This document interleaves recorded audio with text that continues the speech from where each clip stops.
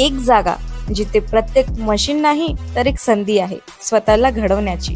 ही जागा म्हणजे Chhajed fitness club, Rahuri factory मधील सर्वात विश्वसनीय आणि हायटेक जिम। महिलांसाठी स्वतंत्र batches and trainers, 100% safe and positive environment, AC सह पूर्ण सुविधा असलेली gym, hitech equipments, full body workout साठी योग्य। तर यायचं कुठे आहे? Chhajed fitness club, Tarabad road, Rahuri factory. आवाज जनतेचा, लढा सर्वसामान्य जनतेच्या न्याय व हक्कांसाठी। फेसबुक आणि इंस्टाग्रामवर फोटो व्हायरल करण्याची धमकी देत एका अल्पवयीन मुलीवर अत्याचार केल्याप्रकरणी यश अनिल डवले, राहणार जोगेश्वरी आखाडा, तालुका राहुरी, याच्या विरोधात राहुरी पोलीस ठाण्यात पोक्सो अंतर्गत गुन्हा दाखल करण्यात आलाय।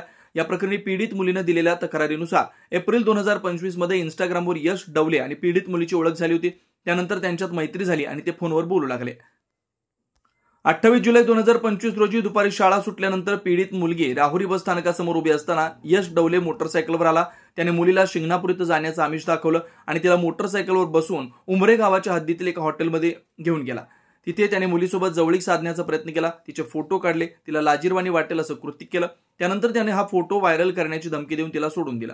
16 ऑगस्ट 2025 रोजी पुन्हा यशने तिला फोन करून राहुरी विद्यापीठात बोलावलं, जर आली नाही तर फोटो व्हायरल करण्याची धमकी दिली। त्यावरून ती रिक्षाने तिथे गेली। तिथून यश तिला नगर मनमाड रोडवरील एका लॉजमध्ये घेऊन गेला। तिथे त्याने तिच्याकडे पैशांची मागणी केली।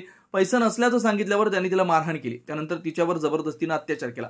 या घटनेनंतर घाबरलेल्या मुलीनं घरी कोणाला काही सांगितलं नाही, मात्र ती सतत रडत असल्यानं आईने विचारपूस केली, तेव्हा तिने घडलेला प्रकार सांगितला।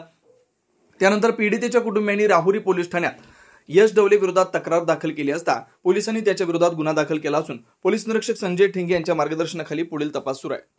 नवनवीन घडामोडी आणि सत्य बातमी पाहण्यासाठी आजच आमच्या YouTube चॅनलला सबस्क्राइब करा, शेअर करा आणि लाईक नक्की करा।